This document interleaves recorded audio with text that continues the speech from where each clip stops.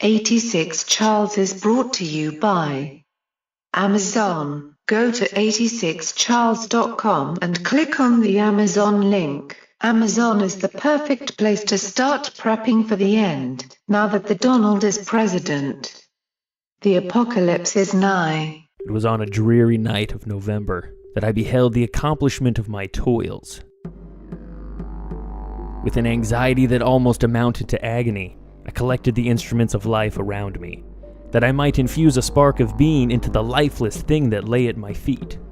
It was already 1 a.m. The rain pattered dismally against the panes, and my candle was nearly burnt out, when by the glimmer of the half-extinguished light, I saw the dull yellow eye of the creature open.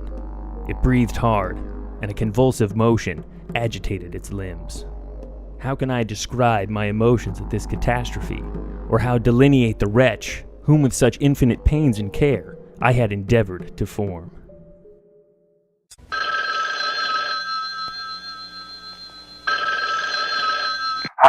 this is Charles.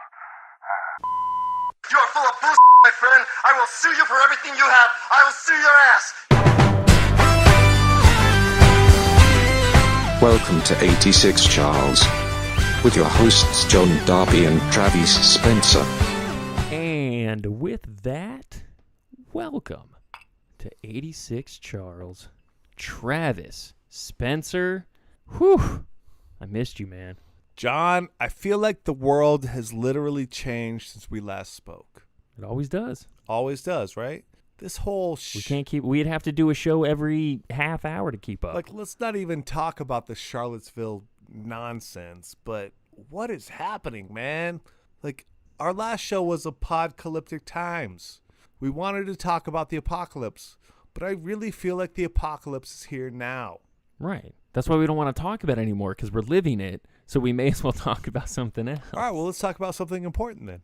Well, I think this could be very important, actually. This could be, because on the surface you want to say that this thing is crazy and that perhaps this doctor is crazy, but I think a lot of radical ideas start off that way, and then all of a sudden it becomes science. So here's the headline from this article. The outlandish surgeon who aims to do the first body transplant says he wants to create a, quote, full death experience. During a recent Skype call, Italian neurosurgeon Sergio Canavero waved a tattered gray book in front of the camera and said it contained one of the keys to the outlandish procedure he claims to be on track to complete this year, the world's first full-body transplant. The book was Frankenstein, Mary Shelley's classic 1818 novel about a distraught scientist who discovers how to give life to inanimate matter. Canavero sees his planned procedure in a similar light. Quote, I want to create a near-death experience, actually a full-death experience, and see what comes next, he told Business Insider. This will happen, he said, when he successfully severs the spinal cords of 2 humans, a Chinese national and a brain-dead organ donor, and attaches the head of the former onto the body of the latter. He calls the procedure Heaven, short for Head Anastomosis Venture. Anastomosis? I think that's right. Head transplant, he said, is a mistranslation of his description of the procedure. My first order of business is to see heaven through. My goal is life extension, Canavero said. This procedure could be used to cure spinal cord injuries, and although Canavero acknowledged that's a noble aim, he said he views it as a goal scientists should pursue so as not to waste his scientific efforts. But ultimately, Canavero believes humans will one day use full-body transplants to live forever by placing aging heads on healthier bodies. One day, we might even use clone bodies, he said. The article goes on to talk about how he's created 2-headed mice at this point. He severed and reattached a dog spine, but there are a lot of scientists that question what he's actually accomplished. But he still stands by that he's going to have this done by the end of the year. So many things, John. So many things. First of all... So many things. So many things. First of all, anastomosis. That would be the correct pronunciation of that. Thank you for that. Secondly, as soon as he's waving a gray book, like, my first instinct is like, what the does he have, the Necronomicon? Like, what is happening here? And it's like, oh no, it's Mary Shelley's Frankenstein. It's like, if he had Bruce Campbell with him, I would have been more concerned. Is that better or worse? I don't know. Like, I don't know how to deal with that. At least Frankenstein's a work of fiction. Well, the Necronomicon is definitely like just mythological nonsense. Necronomicon's more like a Bible for the dead, right? Yeah, like it's very complex, but it's all about that, like raising the dead. Whatever. All right. Second thought. I mean the possibilities with this are. It actually, and this article is the first time that I've ever thought of it as he's not trying to, because I thought the whole purpose was to cure like spinal injuries and give, for people that, paralyzed, paraplegic for whatever reason, paralyzed, whatever reason. But that's not at all. He's trying to create infinite life. Well, you know what this strangely reminds me of is Ray Kurzweil, right? Like the genius who is all about artificial intelligence. And at the end of the day, you get to the point where he's like, I want to revive my father. Like, what? Like there's these brilliant minds and they have such like twisted realities about what they really want to do. It's like, you're a doctor, you want to save people. It's not about, you're right. It's not about. Is that not, well, you say, I understand what you're saying, but you say twisted. Is the pursuit of immortality not, on some level, every human's goal? No. There's not a ton of people that are trying to die right now. No. Are you kidding me? No. I don't want to be immortal. Like, not in this body, not now. I understand that you don't want that. Nobody really wants that, I don't think. But to extend your life or to be able to dictate your death, I think is an interest for most people. I don't know. Like, let's hang with the natural cycle, idiots. Let's not do this. Like, I don't get it. It's like Then why do we practice medicine at all? If that's your stance. Practice medicine to keep people healthy while you're alive. But like, okay, so you're gonna die in a horrific car accident. The point of staying healthy is to continue to be alive. That's a good point, but so why do you get vaccinated? Why do you, I don't know. I have a hard time with it, man. And I'm not religious. I agree. I'm not religious by any means. Man, but I just don't think as well as to be like, this dude's crazy and this whole thing is crazy and it's all just weird in like you said, twisted. But I want to be on the right side of it in terms of, man, they probably thought you were crazy to give someone a polio shot the first time, but it turned out pretty good. So, I know it's not the same thing, but I don't want to immediately dismiss it as it's crazy and it's a bad idea.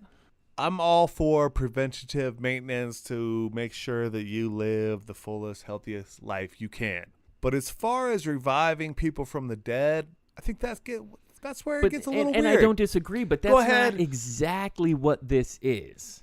It's not like that's what he fucking said. That's what he fucking said, John. You know he said that. It's not digging someone up and bringing them back to life. The project is called Heaven. He called the procedure Heaven. That.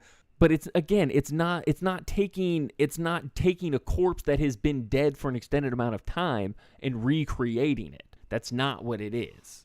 No, he thinks he's on the next level of he thinks he's a god. And I'm sure he does. I'm sure he does. But what he said is it's Project creating a full death experience. Smartest dude in the room. But turning that immediately around. It's not digging up. It's not zombies. Although maybe this is how zombies start. I don't know. I was just going to say, he doesn't think it's going to be fucking zombies, or you don't think it's going to be zombies, but it's actually going to be fucking zombies. There's so many layers to this in terms of what it could be, what it could mean, how it could go. It's fascinating, though. And what if, I don't think it's going to work the first time. And part of me is probably even rooting for it to not work the first time.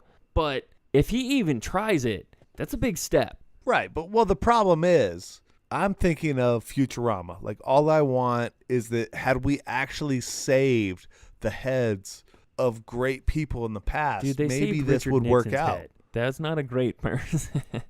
Who knows? Wouldn't you like to see what Richard Nixon had to say about Trump? That'd be hilarious. He'd be like, this dude is a fucking crook. Rawr. Wow, that was a great Nixon impersonation. I'm glad we talked he's long a crook. To get that he's a crook on Dick Nixon impersonation. Dick says he's a crook. He's a crook. I'm just saying, like, I don't, like, this just makes me, like, had we saved, and maybe, who knows, Ted Williams, that's all we know, like, is cryogenically Isn't frozen. the rumor Who that else is Walt frozen? Disney's head is frozen somewhere? Or did I make that up? We don't want actually to bring these people back. It's No, going to be awful. I don't want that. But that's, again, that's not really what this is. Sergio Canavero has, who knows, man. I don't like it. It's like I said, I want to feel a way about it, but I'm trying to not just feel that way about it because I feel like it's too narrow of a view. And in this day and age, it's hard to say that John, there's very few things that you can say outright are just crazy. John, when you die, you die. But in in 1950, let's the just internet go would ahead have been and live with crazy that. to people.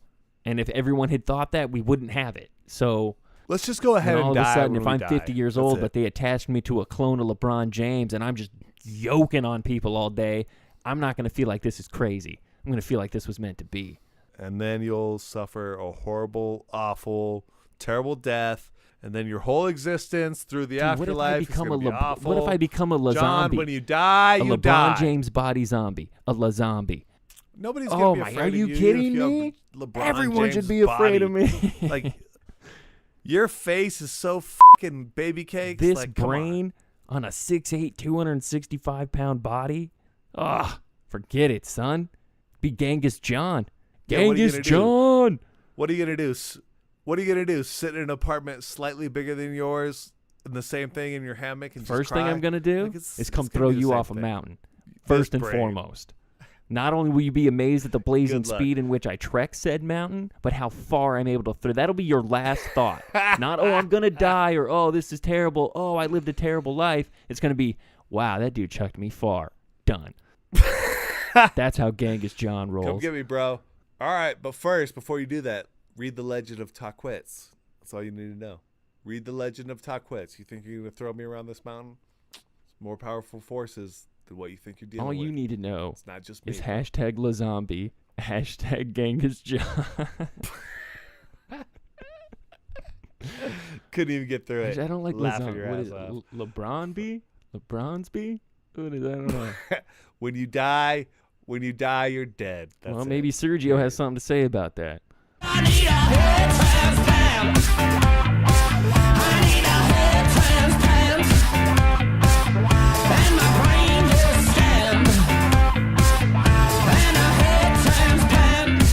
People got scared and ran away. They think I'm weird. I was born this way. Half shark, alligator. Is he weird? Half shark, alligator, half man. Half shark, alligator, half man. I am with you.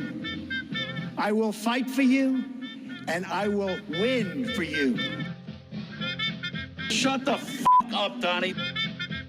Say that again, you can say that again. The greatest jobs president that God ever created. Forget it, Donnie. You're out of your element. Say that again, you can say that again. Yeah, I'm actually a nice person. Shut the f up, Donnie. You can say that again, you can say that again. Things are going to change under President Trump. My party is going crazy. You can say that again, you can say that again. Remember this, it's a rigged election, a rigged system. Russia, if you're listening, God bless America. Brother, you can say that again. Nah.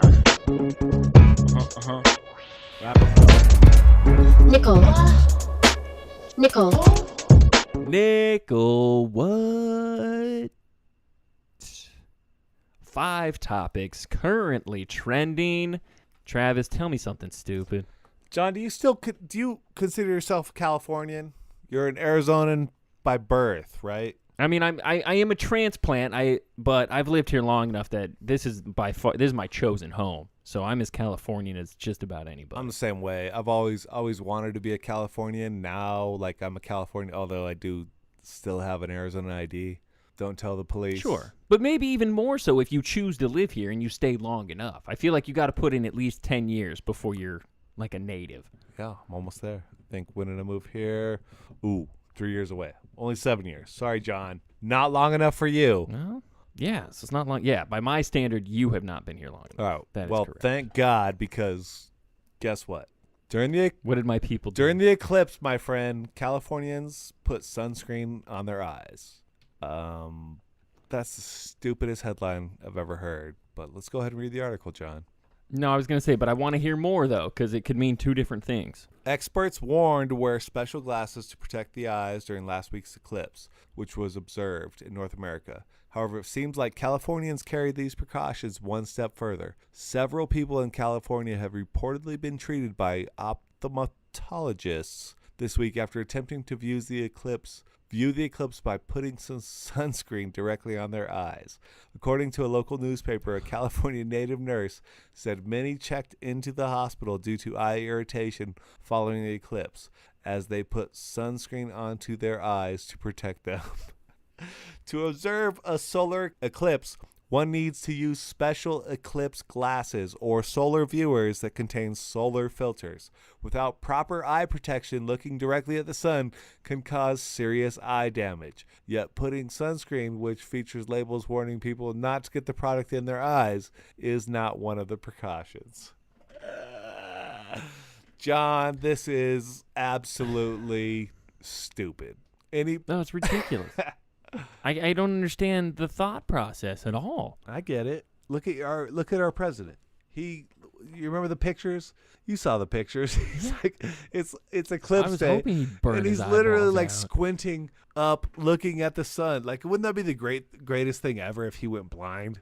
Like, somebody actually like rubbed Goes blind in office because of that. like we both wear glasses, John. Do you ever wear contacts? No, never have actually. You know how it's not that painful, but it's a very like difficult process to put contacts in your eye. It's not difficult. Like some people just can't That's do why it. I've never. It's not It's that hard. I couldn't It's do hard it, to but get it's that just, close to I your don't eye. wanna deal with it. Could you imagine having a cream and literally rubbing it right on your eyeball? Right in your eye.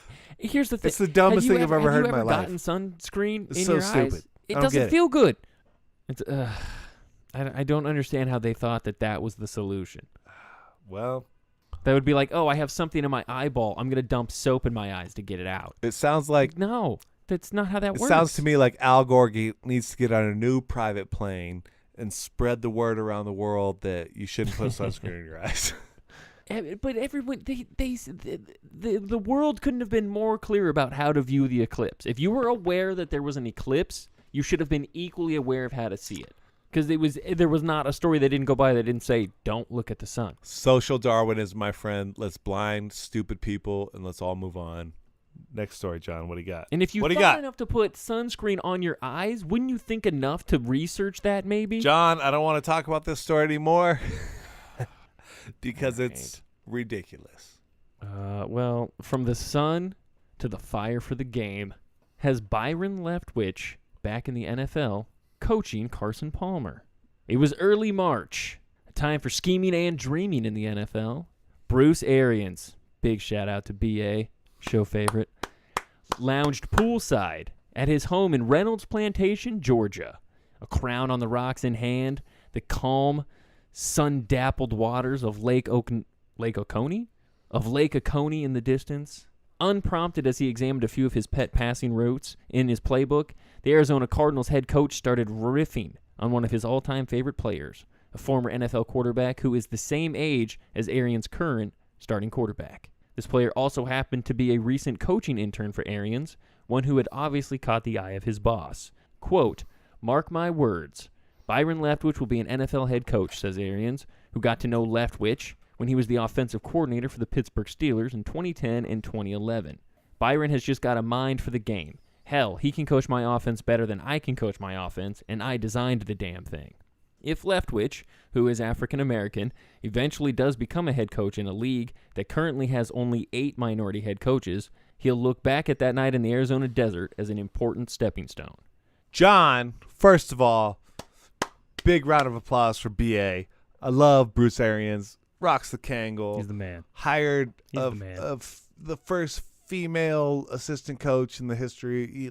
He's out there for the people. And we saw, what was the Amazon show where you just see like how he rolls, man. I love this guy. Yeah. And I just hope he Well, stays healthy he's because an honest dude. He's got a good head. He's got a good heart. it's good. Just good people. Like this But is for this is a cool Leftwich story. specifically, and it even mentions it somewhere in the article where Bruce Arians Leftwich first got on Arians' radar when he played at Marshall. I'm sure you saw that game where his offensive linemen were carrying him because he was playing with a broken leg. I mean, that might be part of why Byron Leftwich didn't have a great NFL career. He had a decent NFL career. And the real reason was he just had a slow delivery. Slow He had delivery. a huge wind-up. And he, like, Couldn't get rid of the ball fast broke enough. his leg in a game, and the lineman had to carry him to That's hilarious. No, it was incredible. Watching that game, that was incredible. Like, okay, we want to talk about Warriors. I mean, it's no Pat Tillman, but, great. Well, obviously. He fought But hard. it was just like, in terms of when you, like, to see that, it was crazy. I'd never seen that in a game before. I rooted for that guy his whole NFL career. I liked him. I had no It problem wasn't with a bad career. It just wasn't as good as maybe people thought it would be. Well, he was never good as good as Mark Brunell, who's the only one who brought the Jaguars even close. But the different story for a different day. The most exciting thing about the story for me is Bruce Arians is such a man that he invites Plaxico Burress to coach. The guy who wore Plaxico was a good player, the guy man. He knows the game. Okay, but we're talking about the guy who went to a New York City club with a gun in his sweatpants. That's what I have the real problem with is the sweatpants. Yeah, that's what I'm saying. It's like you got a holster, you got jeans, you can put it right on the belt line. You deserve to shoot yourself if you go strapped in so sweatpants. many ways to hold a gun. The one way to not hold a gun, John, in your sweatpants or in your panties. It's just not going to work. Yeah. It's not going to work. Those are two ways. Sorry. No, but I concur. The sweatpants is the actual. That's what he should have done jail time for, was wearing the sweatpants. In public, like out. It's not, you didn't go to the grocery store or the 7-Eleven or something. Like you went to a club. That's strike. That's the offense. I hope he put a gun in your waistband. I hope he's the you deserve to greatest shoot your leg. NFL coach of all time. That would be amazing. I hope he surpasses Bill Belichick. That would be amazing. Who, Leftwich or Plaxico? Plaxico. I don't, it'd be great if Leftwich did it, but it'd be so much better if Plaxico I'd like if did it. Leftwich took over for Arians in a couple years. That'd be kind of cool. Well, John, speaking of father figures, let's go ahead and move on. Nice. In Japan right now, you can rent a dad. You can rent a dad. This guy, Ryu Ichinokawa, he has a heart project that can help if you don't have a date for a family reunion or the relations that fill a proper wedding. He said, "We don't want clients to use our service as an emotional crutch. We won't take any illegal requests. Parent stand-ins are the most expensive, 30,000 yen or $275 per person. To attend a wedding is 15,000 yen per person. Giving a speech is 5,000 yen. About 20 to 30% of the jobs are for weddings. The next big one is a stand-in for parents and introducing parents to prospective spouse. That's another 30 to 40%. Clients are typically in their 20s to 40s. I take every job with the understanding that we are only doing it once. There is something in Japanese culture about people's excessive concern for appearances and how they are seen by others. And often there is an idea that there is a single common sense and nothing else. Sometimes it's just a plain vanity and leads people to us. It's not always life or death. Some guy tells his parents he has a girlfriend, then panics because he really doesn't. I tell him honestly, that was a stupid thing to do. But guess what? He provides an actor to play that role for him. John, would you? I know plenty of actors. I wouldn't hire any of them to play my dad. I know, that's what I'm saying. Could you imagine? Like, wouldn't that just like I understand like it's such a big cultural difference from what we understand here, but I just could only imagine how that would bring about so many more problems that could ever exist by you not having that person there than by hiring an actor to fulfill that when role. They say you go to a family reunion. That's the one place you can't take your fake dad. The family knows what happened to your dad. No, this is my You're gonna father. just think that they're all gonna go along with this charade? They're like, no, dude, that was my brother. He's gone. You can't I mean, tell me that this guy is him. It makes sense in a business environment where you're like going to your boss's wedding or something like that, and you're like, oh, sure. you know, in an environment that's not your family, great. You can pull that off if need be. But that'd be like hiring someone to play your wife at your wife's funeral. This is such a great. It's more than a sketch. This is definitely like a feature film. You know, like the poor Japanese woman who rises to success, but her father and her brother and her mother were all killed in some tragic way, and then she has to go to this wedding from Google or whoever's there, and she just has then it becomes like a really dark comedy. I love it. I love it. I'm like, it's gonna end sadly. This sounds terrible. But she ends up falling in love with her fake dad, and then she has to re-explain to people that she hired an actor to play her dad. Exactly. That would be the best case scenario. The father. The brother would be weird too, but the father is just a little bit more weird. Horrendous. So you'd never do it? It's an American thing. No. We're I'm American. not going to hire anyone to play any member of my family. You don't have the level of respect that it takes for family members. I sure don't. I get it. We're not no Japanese honor in my family. We're not Japanese. All right, John, moving on. Yeah, please. Let's evolve into a better state of being. How horses lost their toes. Ancient equines had up to 4 toes, which they shed as their body size grew. Along with zebras and donkeys, horses are among the few single-toe creatures in the animal kingdom. Scientists have long suspected that horses' single-hoofed toes helped them run farther and faster over grasslands, letting them flee predators and find fresh forage. But the hypothesis that having one big toe is better than having several, biomechanically speaking, has never been directly tested. Quote, this study takes an important step toward resolving why horses shed digits during their early evolution, says Karen Sears, an evolutionary biologist at UCLA. If you look closely, quote, if you look closely, you can still see the vestigial remnants of a bone that would have led to a side toe on a modern horse's foot, says Brianna McHorse, a paleontologist at Harvard University.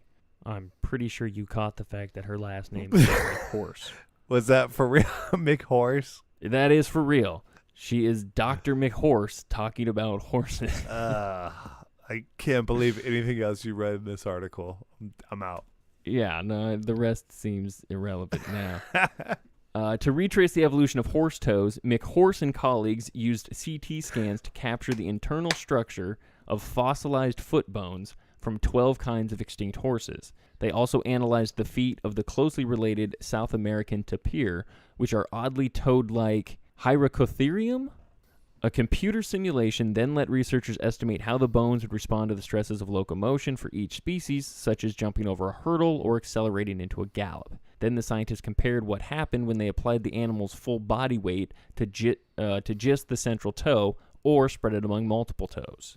Side toes significantly increased the early horses' ability to bear their own weight, the team found. The central toe of early horses would have fractured without help from other toes. As the era of modern horses approached and side toes dropped away, however, the middle toe bone grew thicker and hollower. These changes made the single-toed foot nearly as sturdy, resistant to bending and compression as multiple toes. As horses' legs grew longer, the extra toes at the end of the limb would have been, quote, like wearing weights around your ankles, McHorse says. Shedding those toes could have helped early horses save energy, allowing them to travel farther and faster, she says. The study can't determine what changes came first, whether bulking up the middle toe drove the loss of side toes, or the loss of side toes caused changes in the middle toe. Thank you, Dr. McHorse. I can't. Can you imagine a horse with multiple toes? How weird is that? Well, that'd be weird. First of all, I would like to say that my great-grandfather, Travis McPodcast, was had a rich broadcast. He had a lot of horses. So, I get it. But no, it does make sense in the sense, do you ever have I'm a mountain man and I hike a lot, and I walk around barefoot every once in a while because I'm a man, unlike you, John Derby. But besides the point, every once in a while, my 2 middle toes grow the most fierce, strongest nail. It's really thick. It's kind of disgusting. That's all I got to say. I'd rather talk about your great grandpa McPodcast than your gross toenail. Well, Great Father McPodcast had like really strong left arm, a really strong left arm from taking up and down the. My great uncle Johnny McJackass wants you to move on from your gross toenail. I got nothing. That was like you could read a story all day, but when the doctor's name is McHorse. And I read it the first time, and I was like, McHorse? I'm like, that can't be for real. I want to meet McHorse. Let's make it. Oh, but no, see, here's the interesting part, and this is what we talked about before.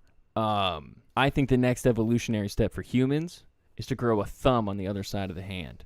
Not going to happen. If you're listening at home, lift your left hand, hold it towards your face, palm towards your face, and then take your right hand, also palm towards your face, and line it up. Line up your fingers so that you have a thumb on each side of one single hand. How freaking awesome would that be? This is, like, you're so wrong, though. Like, it's not going to happen like that. Like, the only way it's possibly going to happen is if the pinky evolved into another thumb. That could be an evolutionary process that could actually happen. You're not going to grow another digit out of nothing. So I don't think that that's better. I don't want the pinky to move down into a thumb. The addition of the thumb is what makes that practical. No, well, okay, well, the whole thing, we talked about this. The whole thing is like, hold your phone in your hand, and then if you had two thumbs that were as opposable as your first thumb, yes, like there was like, and that's what'll happen. But I'm saying, like, that's how evolution works. The pinky is not the same as the thumb. No, but that's the whole point. So like, the pinky needs to stay where it is, John, and you need to add that. Don't be an idiot. Don't be an idiot. There's no way in hell that we grow an extra appendage out of nowhere like you can grow a thumb. So what has to happen? It's not going to be out of nowhere. I'll tell you exactly how it happens. LeBron James, currently the best basketball player on the planet, is going to move to L.A. Do you know how many chicks he's going to hook up with once he's a Laker? One, because he's married. The same chick he's been with? Yeah, because that's what stops NBA players. Marriage. You're such an asshole. He's going to make a bunch of babies. LeBron James is a very best basketball players, and eventually through that bloodline, you'll develop an extra thumb so that you can palm a basketball better. Does LeBron James have an extra thumb? No. But it'll be his bloodline that develops it. No. Because of the need to palm a basketball Do you get better. anything about evolution? Do you understand how science works, period? It happens over time. Right. And you know how it happens over time? Is like when kids start grabbing their phones and texting with their thumb in their pinky. Like, that's the only way it'll kids aren't going to use phones? No, it has nothing to do with the basketball. You're talking about like what percentage of basketball players are 6'8" and 260 pounds? Shut up. We need little kids to grab their phones. That's why we need more. That's why we need LeBron to go nuts in L.A. John, this is almost one of the stupidest arguments you've ever made. You understand that, right? I disagree. Because the extra opposable thumb is perfect for two things: texting on your phone and palming a basketball. Okay, but LeBron James is in 1% of society of people who are 6'8", right? And we can increase that. With their thumbs turning into if we pinkies, move him to L.A. But he doesn't even have an opposable thumb on his pinky side. Of course not. But he's going to start the bloodline that'll develop it. John, this is the dumbest thing you've ever said, so I'm going to move. No. I'm going to move. First of all, that's impossible. I'm going to move immediately to something dumber. Former hospital employee claims she was wrongfully fired over Justin Bieber's testicles-related hospital visit. Is that even dumber than what you said? I don't think it is. Like, you're being ridiculous. No. Well, dumber in the sense that Bieber doesn't have testicles. Whoa. So already it's false. That's libel. It's already fake news. That's libel. Be careful what you say here, all right? That kid's a walking fleshy patch. He ain't got no We nuts. can't get sued by Justin Bieber. We're fucked, okay? I would love to get sued by Bieber. It'd be the greatest thing ever. Mr. Bieber is at the center of a former New York hospital employee's wrongful termination claim. Her attorney, David Rosenberg, confirms that according to him, Kelly Lombardo was terminated from her role as an emergency room department representative at Northwell Health on Long Island in June of the year after being accused of accessing Bieber's private medical chart while he was being treated at the hospital. Rosenberg says that Lombardo, who had worked for the hospital for 10 years, was on duty when hospital reps allegedly claimed to her that Bieber had been admitted to treat an STD. Lombardo claimed she did not believe the comments to be truthful and did not interact or see Bieber during his alleged visit. It wasn't until a month later that she was allegedly called into a meeting accused of looking at the star's medical files and ultimately fired. Rosenberg tells People that during the meeting it was suggested that Lombardo would have wanted to look at the records because she is a young female. According to TMZ, Bieber did not have an STD, and his visit was actually spurned by a soccer injury, which Bieber believed to be testicular torsion. After visiting the Long Island hospital, Bieber was allegedly diagnosed with just a swollen testicle. First and foremost, I hope sorry. That's the name of his next single. His testicular torsion. Was that the term? First of all, America, I'm sorry. I'd never want to have a story like this, but it had to do with Bieber's balls, and it was just too fun. Oh, Bieber's got his nut in a twist. You got to talk about that. Too fun. Dude's literally got his balls in a bunch. Could you imagine though, like whether she did it or not? She probably looked at the file. I'm sure somebody saw her. Probably, do it. yeah. But to get fired over that, I guess if she's cute, you probably shouldn't look at people's medical files. I'm sure it happens all the time, but if you get caught, sure happens every day. Yeah, you're probably gonna get fired. Happens every goddamn day. Every day. I'm sure. Yeah, but I'm not upset that she got fired if she was doing what she wasn't supposed to do. Here's the other thing, John. Do I understand from her perspective of wanting to know what's going on with Bieber's junk? Yeah, sure. Why not? John, I've played soccer for more than 25 years of my life, maybe 30 years of my life. Never once even thought that I had testicular torsion. Step up your game, Bieber. I don't ever You're a weak bitch. You're a weak bitch, Bieber. You're a weak bitch. Now we're gonna get sued because you're talking about a soccer game. I hope so. If we get beat by Bieber's people, then we're in luck. Yeah, we'll be more famous than the nurse that got fired for seeing if he's got an STD. Here's a fun fact on this website that rolled this article. Guess what else? Oh, this is People. Kanye and Kim Kardashian and West think that Taylor Swift's her diss track is pathetic. That's article number 1. Article number 2. Why Taylor Swift spent 6 months out of the spotlight. She felt like her personal life was spinning out of control. Go ahead and don't read People ever again. People. I wish Taylor Swift had testicular torsion. That would be dope. She's probably caused it. I'm sure of that. Yeah, we need a transgendered pop star to just it's got to be Lady Gaga. I'm sure some dude right? got his nuts in a twist over that chick. John, I can't read any more news. This I world, know, we try to find we try to find news stories that aren't really what's happening, and this still happens. Yeah, but hey, Bieber's balls. Bieber balls are news. You got to bring it up. Bieber balls, always news. Checks cash. You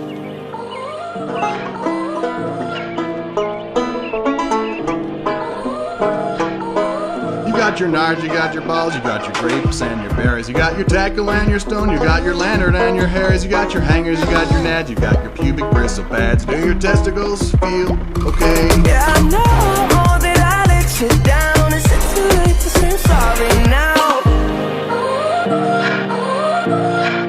Jesse's favorite part of the show. From last week. Hello, folks. John Derby wouldn't want to switch lives with anyone, but if he had to, he'd switch lives with Jake Plummer. I reject this idea. I also wouldn't want to switch lives with anyone. Why would I? I have a degree from a 4-year university, and I work at an hourly position in a restaurant. I gotta stop people from switching lives with me, all the time. But just as an exercise, here are the people who I would switch lives with before Jake Plummer. This is not a complete list.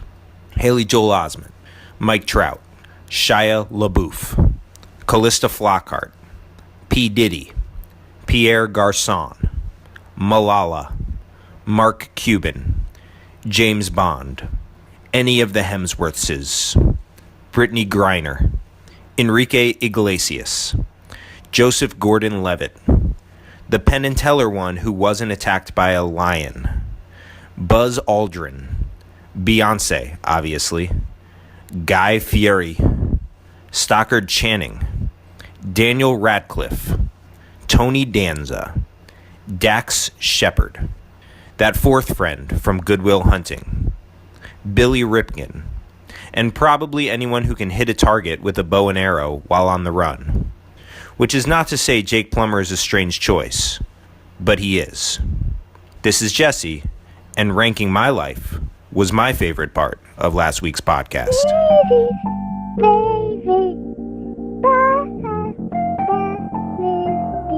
Everybody wanna be somebody. Who am I to defend or oppose this? Trade if that's what they must do just to be noticed. More blessing, everybody wanna be somebody.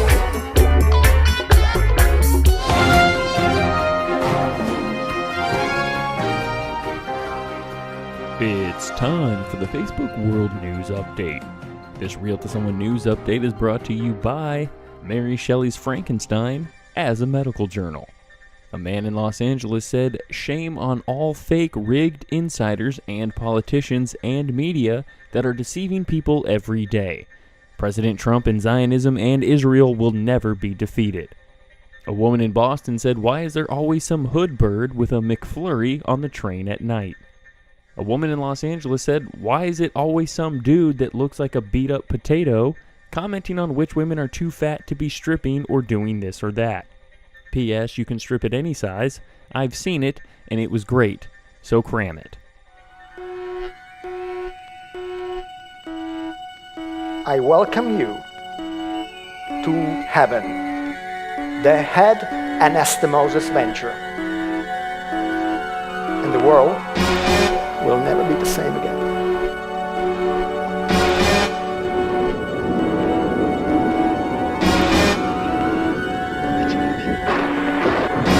The brain is merely a director, and we all know that an orchestra can still play without a director, albeit perhaps less perfectly. Tell me about it. It's alive. It's alive. It's alive. It's alive. It's alive. In the name of God. Now I know what it feels like to be We God. stimulate electrically with the spinal cord stimulator. The spinal cord below the level of injury. We can make paraplegic patients stand up, move their legs, and take steps. I welcome you to heaven. We will have final proof that once you die, once the brain dies, consciousness survives. And again, for 10 million euros.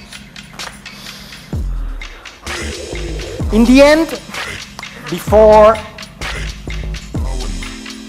we all go truly bananas, including the experts who blasted heaven and now see their funds in jeopardy, we must all remember, first, they ignore you. Then they laugh at you. Then they fight you. Then you win. I welcome you to heaven.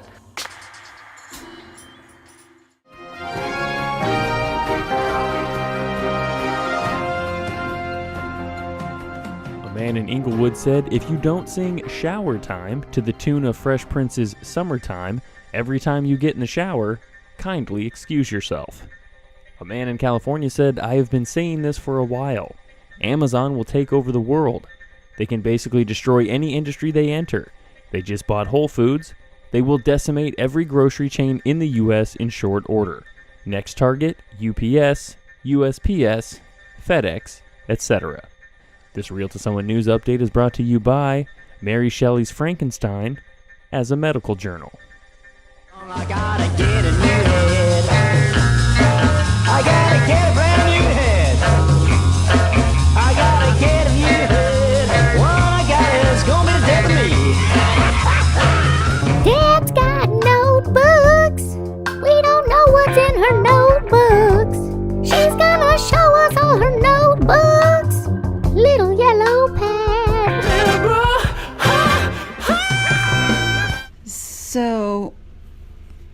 don't know if you can hear that, but that is not an ice cream man.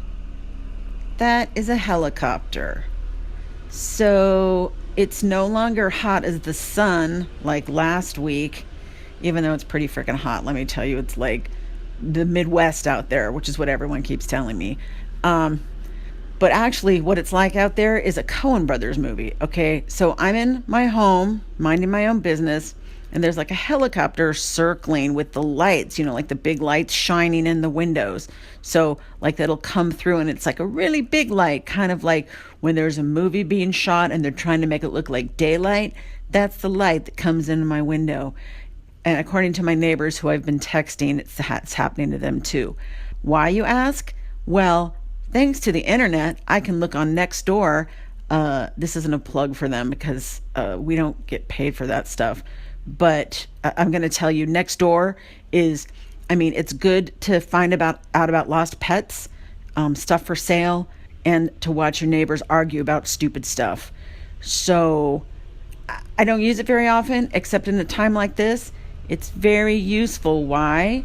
Because people will post information like why there's a giant helicopter circling the sky. And you know why? Because there was a stop on the freeway, and this guy, a gang member, when he was stopped, ran from the car, threw a gun, ran across the bridge and down to the river. So now there's an escaped convict on the river, which is, why it's like a Coen Brothers movie. Oh, that's not the only reason. No. So there's an escaped convict. Well, I guess if he's never been to jail, he might not be a convict. He's a gang member. He's an escaped gang member on the freeway, and there's police cars everywhere blocking off all the corners. And on Nextdoor, there's updates being posted like, there's a bunch of police down here. They're about to release the hounds. Now, I don't know about you, but the only time I ever hear about releasing the hounds is like on Game of Thrones, like Ramsay, and he's gone. Spoiler alert. So now there's like hounds released on my street and like a helicopter circling. But no, that's actually not the weirdest thing that's going on. There's a fire on the freeway. Well, not on the freeway. On the river, there's a giant tree ablaze that supposedly has nothing to do with the escaped gang member, because I think it happened like at a like one exit up. But why is there a giant tree ablaze? Oh no, but that's not the only thing. There's a naked guy at the Valero gas station up the street. So we have a naked guy, we have a convict, a gang member, we have hounds, we have a helicopter with daylight K-20s or whatever the hell you call those. And you have, I'm not very good at my movie tech. And then you have a giant tree ablaze. So it really is kind of like Game of Thrones, honestly, except with electricity. So I'm just going to stay inside. I'm not going to sleep because I have all the lights on in the house and all around the perimeter, which is what they tell you to do. So, the whole neighborhood has all our lights on, even though there's like one street light. So maybe the city could do something about that. And I'm sure I'll be fine. I'm just going to, hang out here with my cats who don't have any idea that there's hounds roaming outside. I hope you have a really good week. And, if this really is a Coen Brothers movie, then, it would be okay if George Clooney and Brad Pitt showed up at my front door. But that's probably not what's going to happen. Maybe I'll try and go to bed. I'll let you know how it goes. Wish me luck with the hounds.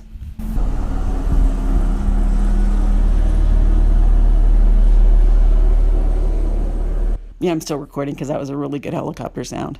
All right. Good night. A fist full of bullets, a chest full of Teflon. Run from the police, picture that. I'm too fat. I fuck around and catch an asthma attack. That's why I bust back. It don't faze me. I've brought bread to men, women, and children. I've brought water with lemon for the table. I have hot tea. Can I box that for you? I'll bring your change. So you two stayed at the hotel, and I'm a butler, and I'm doing my job, And one day I'm taking a tray full of dirty dishes down to the kitchen. You're a butler. I'm a butler. I give white glove service to them when they come. And I waited on all kinds of rock and roll people. Well, I knew that you were also a I've done bartender. Yeah. So, but you're also a butler? Yeah.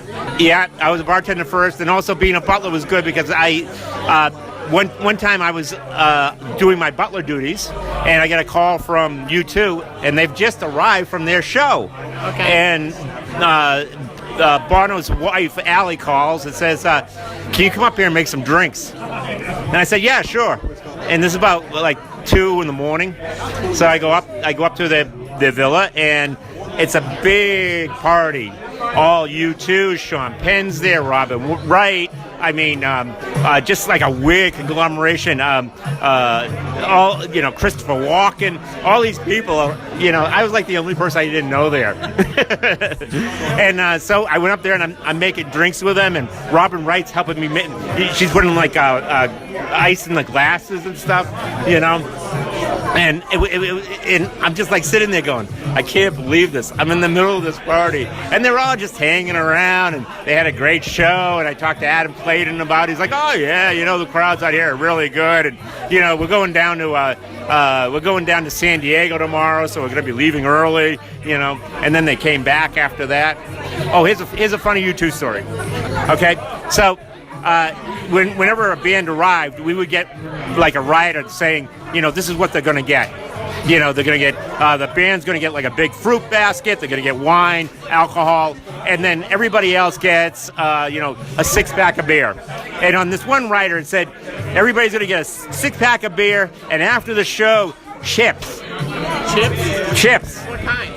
Well, at first, I assumed because they were Irish, they were going to be French fries. Right. Oh, yeah. And so I go in the kitchen later on, and I realize they got boxes and boxes of Lay's chips. Oh, okay. And so I go to my boss, and I go, you realize if the Irish say they want chips, they want French fries. And he said, no, Bill, it says right here, chips. And I'm like, they're Irish.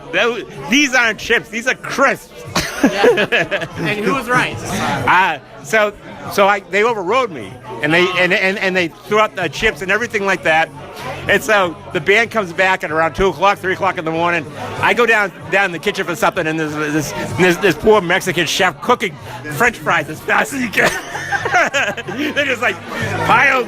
The French fries are all piled up on the table, and he's just scooping them in, and I just went, are you giving them the chips? And then, just to describe this hotel, they came like half a year later, and we did it all over again. Oh, seriously, they didn't remember the chips thing. You didn't even say which hotel it was. It's the Sunset Marquis on Alta Loma. It is the Rock and Roll Hotel. That was Bill Ryan, another one of Deb's legendary friends. Awesome story, excellent storyteller. We will have another installment down the road. Very well done, Bill, the butler Ryan. It was beautiful. I love the white glove service he offers. I mean, sounds like a man with many skills.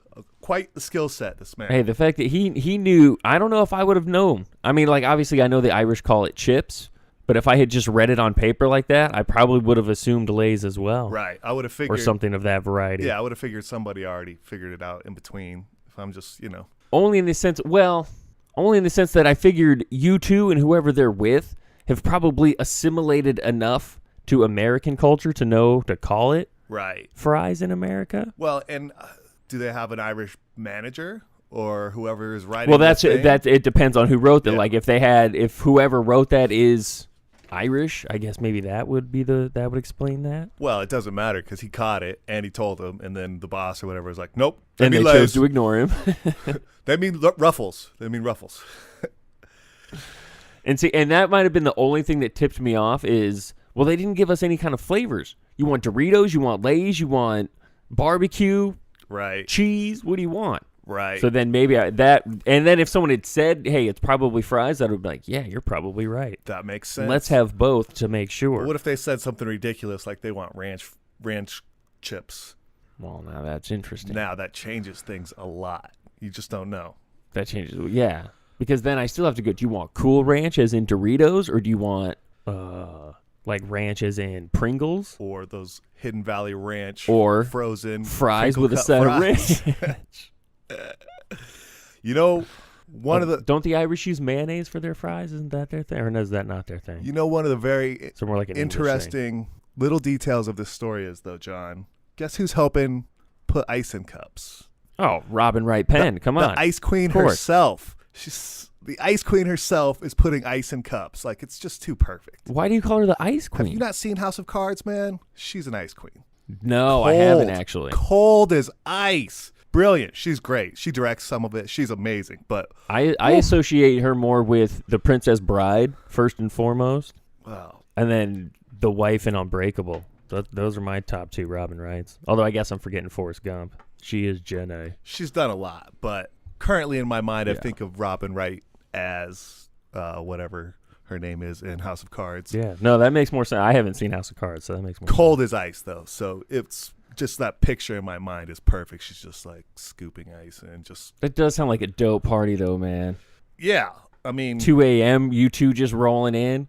Just watching Sean Penn would be interesting. Just to people watch that guy. Interesting character. He'd probably be cool to talk. I'm sure I would get along with Sean Penn. I don't know, man. He'd start talking about Hugo Chavez and how like these guys are great. You know, these dictators in these socialist arenas that are taking over the kids. Oh, he's a good guy. He's a good guy. You think if I met Sean Penn, the first thing we're gonna get into is dictators? Yeah, totally. That's where I'm going. So Hugo, what was that? Was it Hugo? Who did he go talk to? Was it? I don't remember. I'm so bad at this stuff. But he like tried to put a good light on him. The guy's like pretty much a terrible dictator. Whatever. It's neither here or there. Did you just say Sean Penn is a terrible dictator? No. Whoever the dictator was that he talked to and made good light, like tried to make him look better than he was because of a socialist agenda trying to say, oh, we should be communists like these commies. Let's not be commies, all right, Look, Sean man. Penn? Let's go ahead and not be communist. I'm a guy that at a party, I can put politics aside, and maybe we could just talk about Spicoli for a minute. All right. He probably doesn't want to talk about that. I don't need to go right into dictators with He's the guy. intense.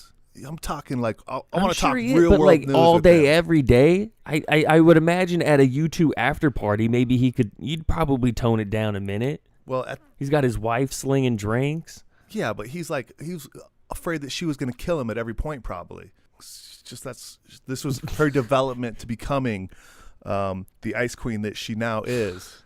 I love how we take that story from Bill Ryan and just inference into the life and relationship of Sean and Robin Wright.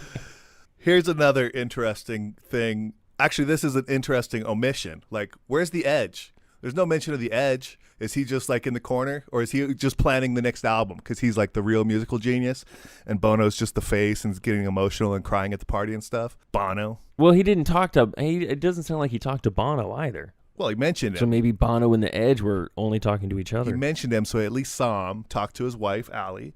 But where's the Edge? Like, I don't even think the Edge is there. I think the Edge is already planning the next album. He doesn't even party with these guys. He's the genius behind it all. That's my theory. You know what they say? You don't want to get too close to the Edge. I got nothing out of you. Insert crickets. Didn't even have to, man. I think I actually heard. Insert crickets, my friend. If you were, I don't really like the fact that he calls himself the Edge. Like, what's the guy's actual name? Like, just do we know where that comes from? Because like I can forgive Bono as a name. It's fine.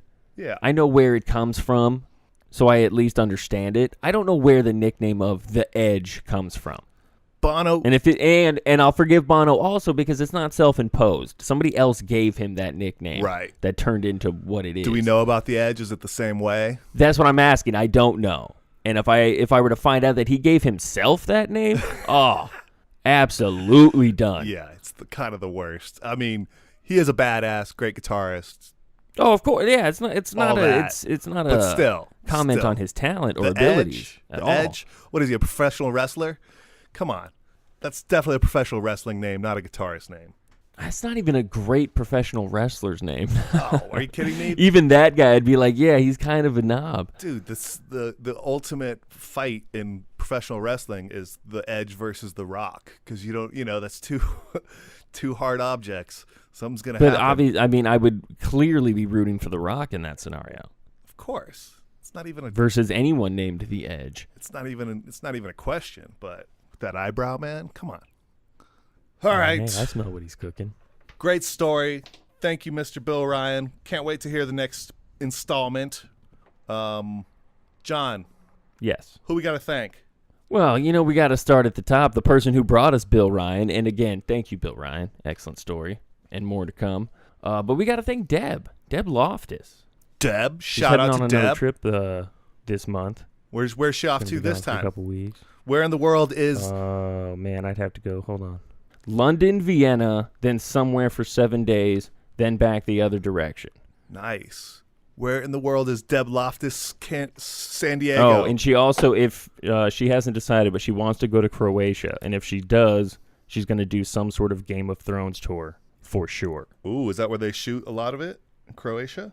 I'm assuming. Huh. I don't know why else she would mention that. Huh. Well, Deb, don't get too close to the White Walkers, all right? Be careful.